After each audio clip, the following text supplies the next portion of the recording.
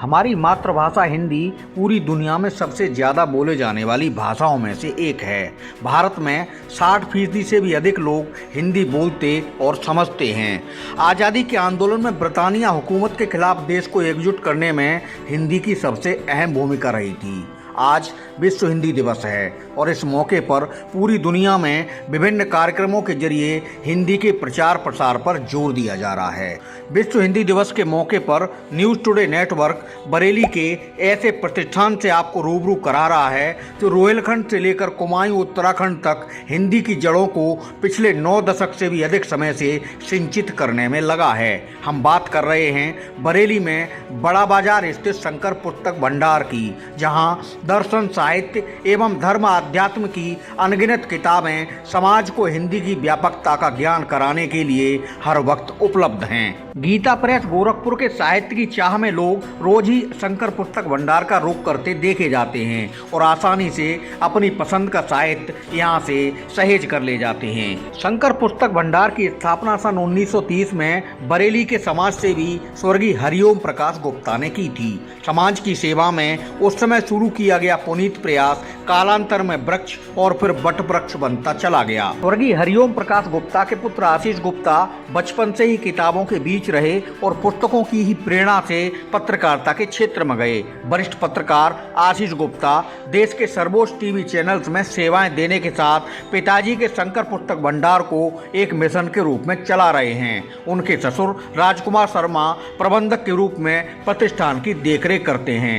हरिओम गुप्ता और उनके परिवार ने कारोबार से इतर शंकर पुस्तक भंडार को धर्म एवं साहित्य की सेवा के रूप में आकार दिया। उसी का परिणाम है कि आज जब छोटे बड़े हर शहर में साहित्य एवं धार्मिक पुस्तक प्रेमियों को अपनी पसंद का साहित्य जुटाने के लिए कहां दौड़ नहीं लगानी पड़ती है, वहीं बरेली में शंकर पुस्तक भंडार पर धर्म एवं साहित्य की हजार दुर्लभ किताबें कभी भी बहुत कम दामों पर हासिल की जा सकती हैं। गीता, रामायण, वेद पुराण, उपनिषद, वाल्मीकि रामायण, राधेश्याम रामायण, श्रीमद् भागवत कथा, शिव दुर्गा स्तोत्र, बोध कथा अंक, श्री बैकुंठ धाम, गरुड़ पुराण, मत्स्य पुराण, नारी अंक, साधना अंक, संपूर्ण भृगु संहिता, शक्ति अंक, साधक संजीवनी, निर्णय सिंधु, पाराशर होरा शास्त्रम जैसी अनगिनत धार्मिक ग्रंथ एवं पुस्तकों के अलावा तुलसी, कबीर, रहीम की सभी रचनाएं, मुंशी प्रेमचंद का अमर साहित्य लेने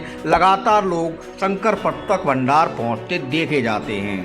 प्रतिष्ठान के प्रबंधक राजकुमार शर्मा से यह सुनकर अच्छा लगता है कि बदलते परिवेश में नई पीढ़ी जहां मोबाइल कंप्यूटर के जरिए इंटरनेट पर देश दुनिया की जानकारी हासिल करने में ज़्यादा वक्त जुटाती है, मगर नेट पर मिलने वाले ज्ञान की व्यापकता जानने एवं समझने के लिए किताबों का सहारा भी खूब लेती दिखाई देती है। नई पीढ़ी के लोग भी शंकर पुस्तक भंडार पर अपनी पसंद की धार्मिक साहित्य किताबें खरीदने लगातार आते हैं। समाज में युवाओं के अंदर भी धार्मिक अभिरुचि बढ़ती दिखाई देती है। धर्म एवं साहित्य की मीमांसा किताबें करती हैं और किताबें समाज की सबसे बड़ी दोस्त मानी जाती हैं। विश्व हिंदी दिवस पर यह बात गर्व से कही जा सकती है कि शंकर पुस्तक भंडार जैसे संस्थान प्रतिष्ठान यदि कारोबारी लाभ हानि से ऊपर उठकर समाज की सेवा में पुनीत प्रयास कर रहे हैं तो उनके प्रयास को समाज और सरकार से बड़ा सम्मान जरूर मिलना चाहिए, क्योंकि गाहे बगाहे और खास अवसर पर ही नहीं, ऐसे ही संस्थान प्रतिष्ठान हिंदी की सतत सेवा करने वाले होते हैं। हिंदी दिवस की प्रासंगिकता भी यही है कि इस तरह के प्रयासों से प्रेरणा लेकर दूसरे संस्थान और प्रतिष्ठान भी समाज हित में ऐसा करते नजर आएं। नमस्कार, आप देख रहे हैं न्यूज़ टुडे नेटवर्क। आज हिंदी दिवस के उपलक्ष्य में हम पहुंचे हैं बरेली में शंकर पुस्तक भंडार पर। 1930 से लेकर आज तक लगातार ये संस्थान अपनी समाज सेवा, साहित्य सेवा और सनातन संस्कृति को आगे बढ़ाने के लिए, पुनीत परंपरा को आगे ले जाने के लिए लगातार शिद्दत से प्रयास कर रहे हैं।